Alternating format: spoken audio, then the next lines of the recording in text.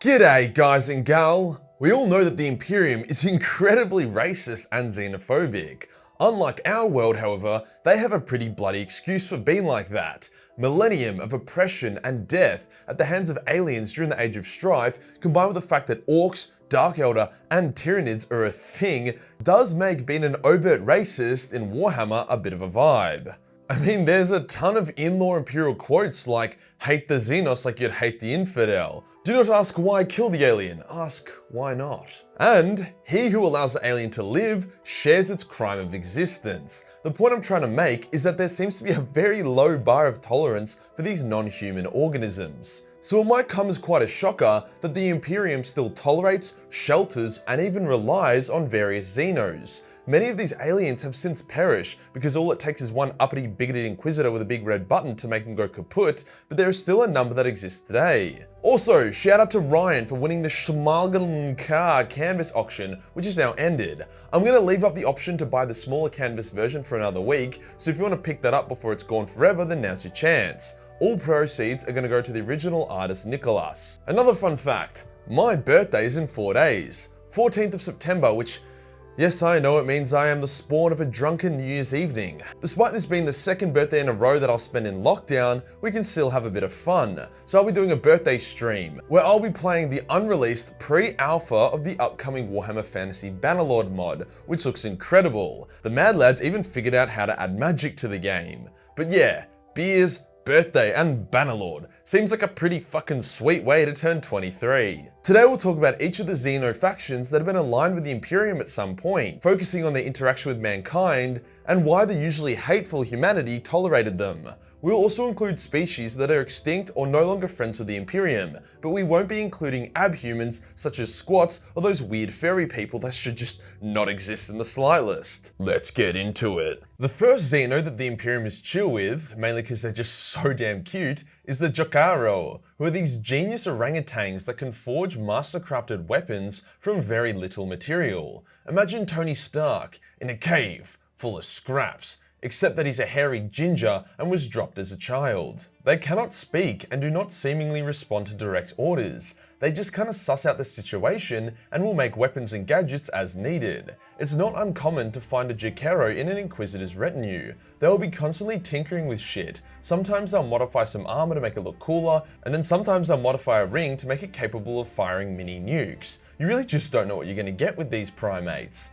As they were created by the Old Ones during the War in Heaven as a sort of loyal field mechanic, they are engineered to be loyal to creations of the Old Ones. As humanity is a spawn of the Old Ones, but Majorkill, that's heresy! Fuck off, Timmy! Your existence is heresy! As humanity is a spawn of the Old Ones, it makes sense that the Jokaro would be pretty chill about lending us a helping hand here and there. I cannot emphasize enough how awesome the technology that these guys can create is. The starships, weaponry, and artifacts they can create on the fly often genuinely shit on the best stuff the Elder or even the Necrons have. Probably easy to see why the Imperium is so willing to tolerate them. The only reason why they only seem to be hanging out with the Inquisitors is the fact that they're incredibly difficult to capture, even more difficult to contain, and almost impossible to enlist the direct aid of. Like, it's common for them to pop in, modify your shit for a laugh, then leave, but to actually have them follow you and serve you out of their own free will is not common at all. This next Xeno is incredibly niche and has barely been mentioned at all in the lore, which is a fucking good thing I'm here then, eh?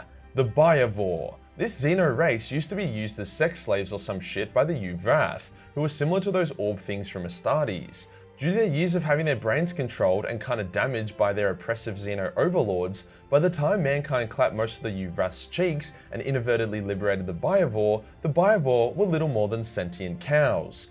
Now, we do give a lot of shit to the Inquisition for being massive dicks, but credit where credit is due. They saw the Biovores and they were like, give me that space bovine titty milk, and they declared the Biovores as a protected species. In the current setting, the Biovores work as mercenaries for the Imperium around the Calixis sector. By mercenary, I basically mean that they just let guardsmen suckle in their teats and in return they get to live. This next Xeno will look familiar. No, that is not a fucking Jawa from Star Wars. That is a Watcher in the Dark. Out of all the Xenos that work with the Imperium, these guys are by far the most powerful and unsettling. They seem to have some kind of fourth dimensional perspective of the universe, and they're able to experience the past, present, and future simultaneously. Like they straight up knew about the Horus Heresy in detail thousands of years before it would occur, giving them foresight well beyond that of even the Emperor. If anything, it kind of proves my point that the Line and the Dark Angels are the best legion in the galaxy if they're the ones who have been exclusively guided by some omnipresent cloaked looking gods. When the Lion was around, these dudes would tell him about shit going down on Caliban and that he should sort it out, and they often hang out with other important Dark Angels in the current setting. When the Changeling, one of the most powerful demons in existence, was running through the rock on a quest to completely fuck over the Dark Angels, he stopped and completely shat himself when he saw a Watcher in the dark.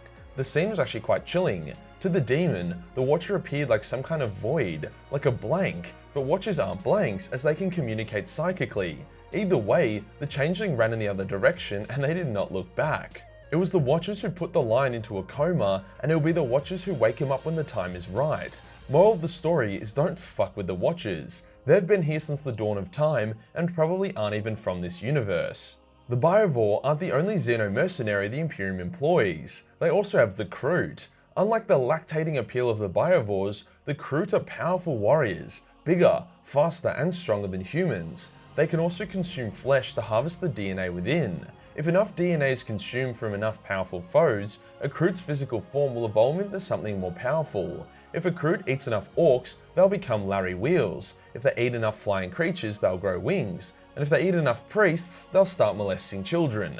The Kroot are happy to be mercenaries as it means they get to see more of the galaxy, hence get to feast on a wider variety of species. Usually they work with the Tau, as the Tau are quite happy to hang out with other Xenos, but they won't turn down an offer from the Imperium. I used to think the Kroot were like kinda cute and funny, but then I read a short story about them ambushing some Eldar Rangers, and holy fuck, it was horrifying. Some Eldar Ranger chick watches as her sister is violently consumed and eaten alive before she too is torn to shreds. Don't fuck with the Kroot. Another Xeno mercenary that the Imperium do work with, but only on rare occasions, are the Demigurg, who were supposed to replace the Squats, but then the Squats remain canon, so the Demigurg had to kind of become their own thing. Now they just look like the satanic spawn of a midget and a smurf. The Demiurge are a spacefaring race who prefer trading goods over shooting laser beams. Pew. In saying that though, they can make some pretty fucking nifty pew-pew guns, and they were the ones who taught the Tau how to make their own overpowered iron cannons. They will almost never be the aggressor, but if you shoot them, they will shoot you back a lot harder. However, combat between mankind and these, little men is super rare, as the Demiurge will only enter Imperial space if they've been invited in. Very respectful chaps. The Imperium has time and time again teamed up with most of the other non-Tyranid or demonic races in the galaxy. The Eldar and the Imperium have worked together numerous times, even before Gilliman started destroying Yvrane's Gash.